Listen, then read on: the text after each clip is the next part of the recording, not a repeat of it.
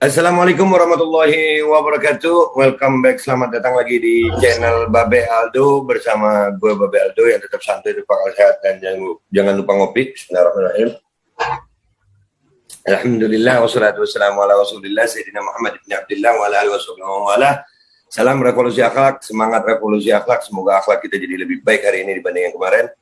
Panjang umur perjuangan merdeka. Allahu Akbar.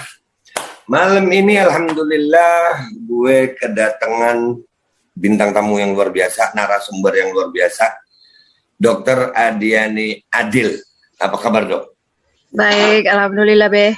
Alhamdulillah, ya, beliau ini sempat viral, bikin shock, orang banyak kaget dengan surat pernyataan beliau, itu viral banget. Dan gue juga sempat kaget juga. Gue sebenarnya kagetnya tadi pagi. Gue baru tahu ternyata beliau seorang perempuan luar biasa. Dokter ini di Sulawesi Selatan ya, Dok? Baik, ya, Kabupaten Nrekang. Oh, di Nrekang.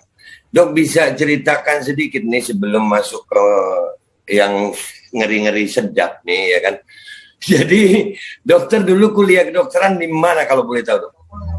Saya angkatan 97 Fakultas Kedokteran Universitas Hasanuddin Makassar, Sulawesi Selatan. Masuk 97, selesai sarjana kedokteran 3 tahun lebih ya.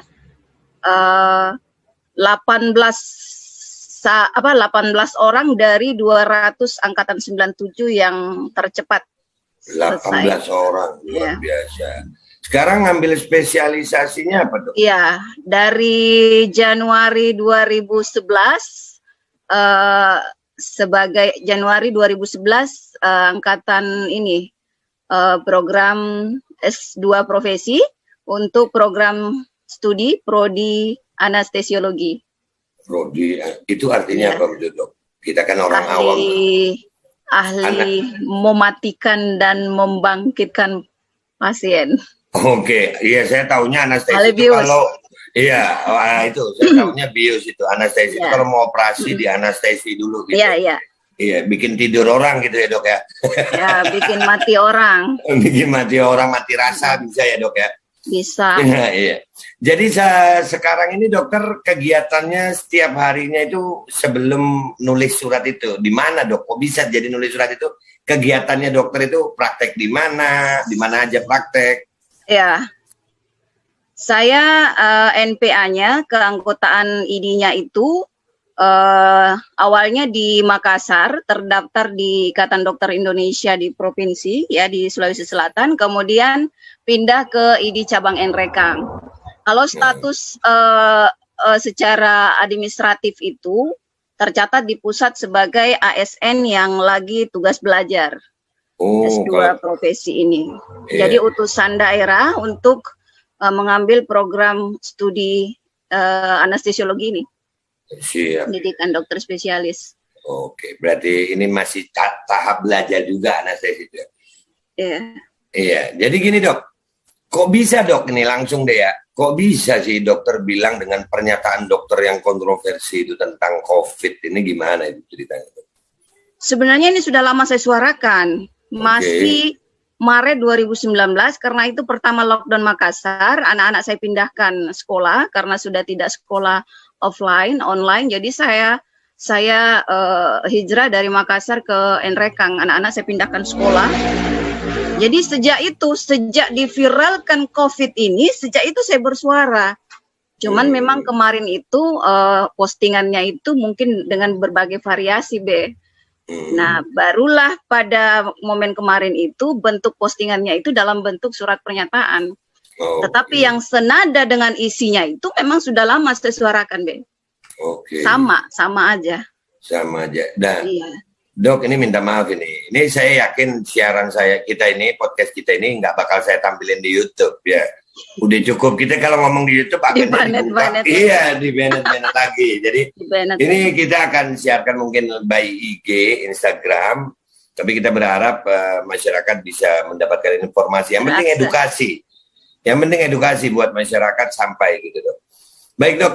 Jadi menurut dokter sendiri, kenapa dokter sampai bersuara seperti itu keras? Kenapa? Kenapa sampai begitu tuh kenapa, Dok? Ini sebenarnya kalau menurut Babe tadi bahwa ini kontroversi ya.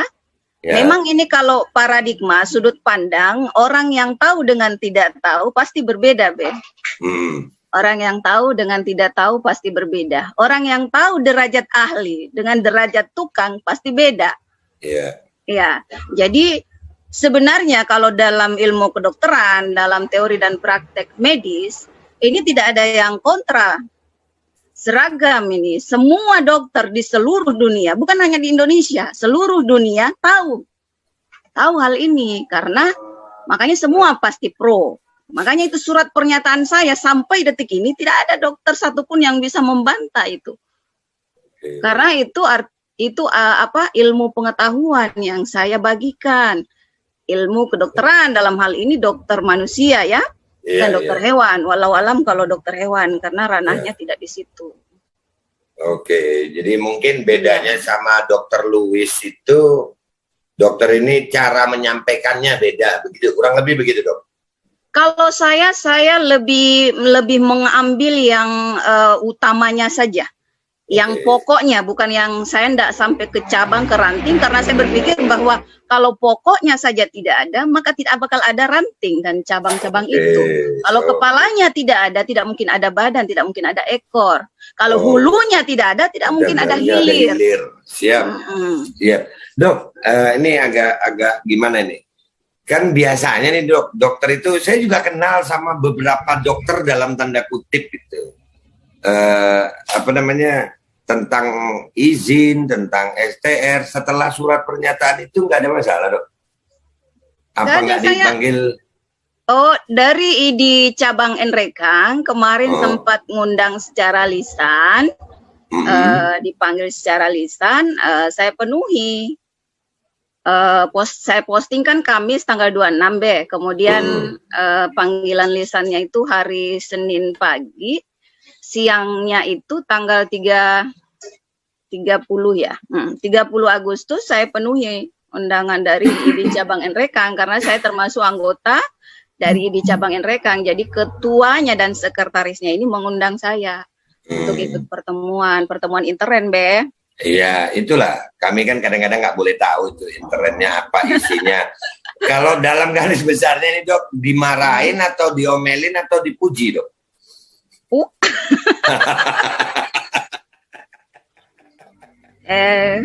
Disuruh diam. Oh, disuruh diam. Baiklah, berarti emang disuruh diam.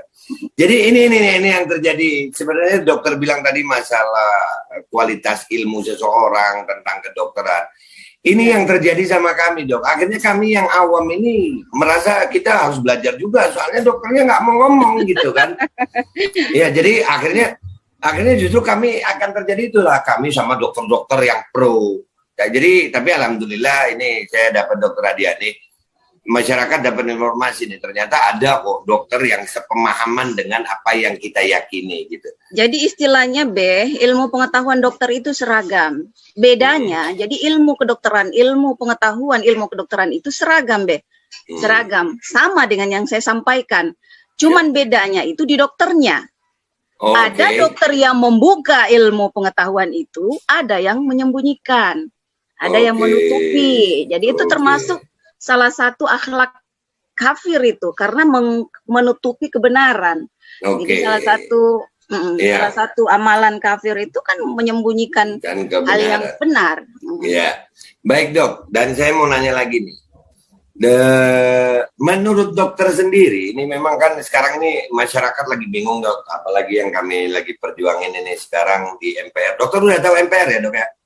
Ya, Majelis Penderitaan Rakyat. Siap. Dokter kan rakyat juga ya, Dok ya.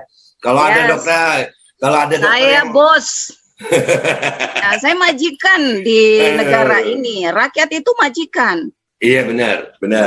Jadi alhamdulillah, mudah-mudahan kita bisa sama-sama ya, Dok ya. Tapi saya nggak mau nanya itu, Dok. Saya mau nanya tentang ini vaksin ini. Menurut pendapat dokter sendiri, vaksin ini gimana sih, Dok? Rakyat ini sebenarnya, saya ini mau bilang anti vaksin full enggak juga gitu. Karena saya melihatnya gini, Ini mau ngapain kita divaksin? Kalau memang untuk sehat, kenapa ada 3 merek vaksin?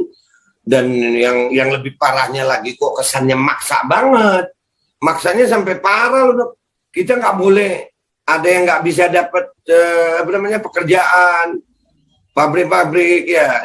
Ini susah banget buat kita. Menurut ilmu kedokteran sendiri, pantaskah penyakit yang disebut COVID-19 ini dengan adanya vaksin yang sampai segentar ini seolah-olah menakutkan banget, Bu? Kan gitu, Dok. Menurut dokter gimana itu, Dok? Ya namanya dusta ya harus ditutupi dengan dusta berikutnya. Oh. COVID kan tidak pernah menjadi menjadi penyakit bagi manusia. Waduh, ngopi dulu Jadi, gue nih. Ini keren, ini keren. Ini baru dokter. Kalau hal yang tidak ada kemudian menjadi ada, terus tetebengnya lockdown dan sebagainya itu dari mana? Artinya memang ini ada planning, ada perencanaan bagaimana supaya si vaksin ini bisa dicoba besar-besaran, bisa diuji cobakan besar-besaran dengan memunculkan fitnah COVID ini. Oke, jadi sepertinya istilah COVID ini dikambing hitamkan lah seperti itu.